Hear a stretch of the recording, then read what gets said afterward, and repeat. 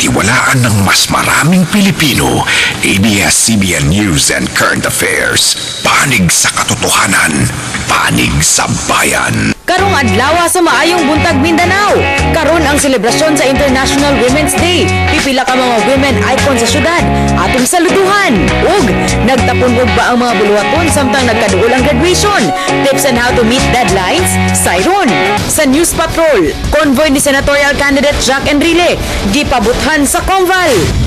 Mga estudyante sa UP gipangayong wag tangon ang mga polisiya nga makapalisod sa mga estudyante.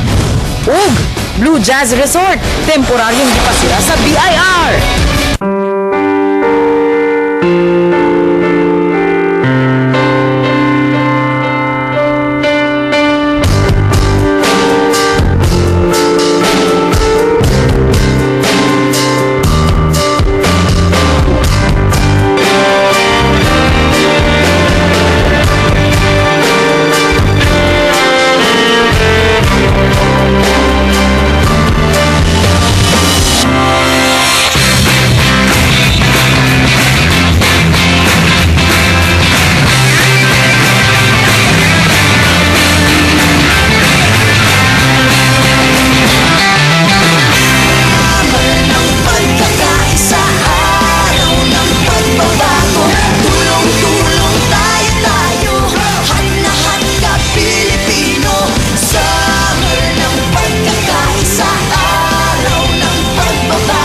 Mga kapamilya, March 20, 2013, bangon-bangon na ug dungan natong sugaton ng adlong Miyerkules ug usa ka Maayong buntag Mindanao. Kumusta ang inyong pagmata mga kapamilya? Para sa mga mommies nato nga nangandam karon sa pamahaw sa atong mga chikiting, sigurado na to nga lamian ug nutritious ang atong ihukan sila karong Wednesday morning. ug syempre sa atong mga kapamilya, sa atong mga estudyante nga graduation karong adlaw, syempre matanamog sa iyo. I'm sure nga kasagaran sa inyo na sa mga eskwelahan para motambong sa inyo ang mga graduation.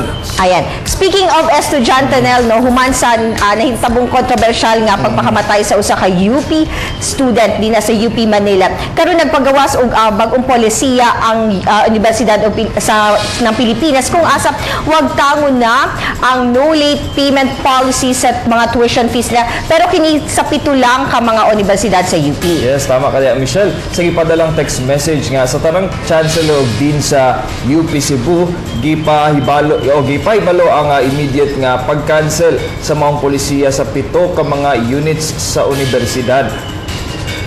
Init nga isgutanan karon ang no late payment policy sa tuition fee nga mooy nagtulak daw sa usa ka UP student nga si Crisel Tejada para magpakamatay. Okay. Mga kapamilya, unta kaning no late payment policy mahimo kining solusyon siguro sa atong mga estudyante nga at least man lang makakuan sila on time, di ba? Labi na nga naay mga student loans na sad karon sama sa SSS, nag-offer na sad sila og student loans para sa atong mga estudyante para at least makabayad silang tuition fee. Ayan. Pero kani mga pamilya, good news sa katong sa mga mahilig mo inom og kape og tsaa kay sumala Nel sa bagong pagtuon kining duha makatabang sa pagikay sa sakit o kung naay posibilidad na magka-stroke ka. Okay. Ang 13-year study nga gipublish sa American Heart Association Journal nga ang stroke nag-involve og 82,369 men and women responded sa Japan. Sumala sa pagtuon na the more green tea ang imong imnon, the more sab nga ma-reduce ang imong risk sa stroke. Ang 1 cup coffee daily na ay 20% lower risk sa stroke compare sa mga wala nagainom niini. And may po daw na siya na pang-rejuvenate na ingon sila. Detoxification, mag-detoxify para sa imuhang mga hugaw-hugaw sa lawas. Ayan.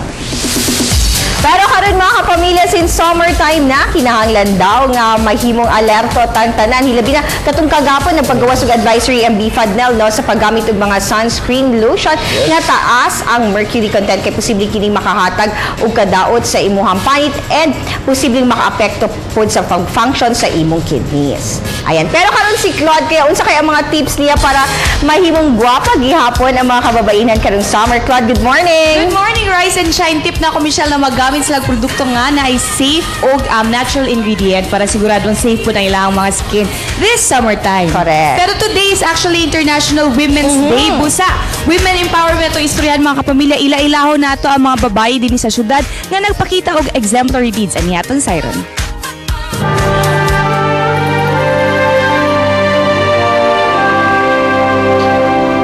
Nagbago na ang pananaw sa katilingban sa estado sa mga babae. Kung kaniadto, sa balay lang sila pirmi, karon aktibo na sila sa pagtrabaho ug pagtabang sa paglambo sa nasod. Ug dinhi sa Davao City, daghang babae nakahatag og dakong kontribusyon sa padayong paglambo niini. Si Dr. Helen Grace de Santos, dili lang ordinaryong doktor, kay daghang recognition na ang nahatag niya in the field of obstetrics, gynecology, and oncology. Nahimo sab siyang pinakaunang presidente sa Davao Cancer Society. Kahit kinsang babae pwede talaga makatabang. Ang advice ko lang, follow your heart. Because when you give community service, you give love. Tungod sa iyang maayong kontribusyon, siya ang napiling Dato Bago Awardee sa Bag-uhay lang nga 76th araw ng Davao Celebration. Ang Dato Bago Award ang pinaka-prestigious and highest award nga ginahatag sa Davao City Government sa usa ka residente in recognition of his or her achievements. Siyempre, I was so very happy because it's not every day that you be recognized of something that you have been doing na wala naman kakabalo nga naaday na yung mga award, para sa'yo automatic lang, you just want to serve other people.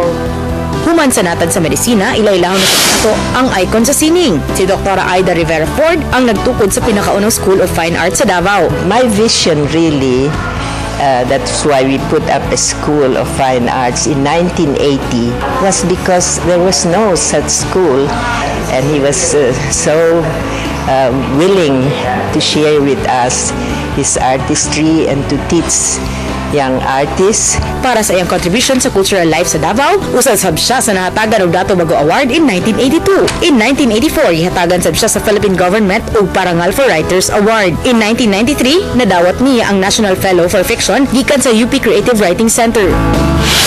Si Tricia Aligato, chairperson sa University Student Council kun USC sa University of the Philippines, Mindanao. Batan-on pa og wala pa maili sa syudad, apan dako sa bugdamgo para sa mga sama niyang batan-on. Isip isa ka student leader, ang isa ka dako gid nga natabang na ako sa eskwelahan sa ginagmayng pamaagi ang pagpahibalo sa mga kaestudyantihan sa ilahang katungod, right to education, basic human rights nga dapat ipaglaban sa mga estudyante. Ug sa iyang paglingkod as USC Chair, ubay-ubay na sab ang iyang mga nabuhat nga proyekto, sama sa pagpangulo nga ma-promote ang transparency sa matag departamento sa ilang universidad. Dili importante nga kinahanglang makadawat pa og taas nga recognition aron makabuhat og kabag-uhan para sa syudad. Ang importante lang mao ang imong dedikasyon ug sinseridad sa pagserbisyo para sa komunidad.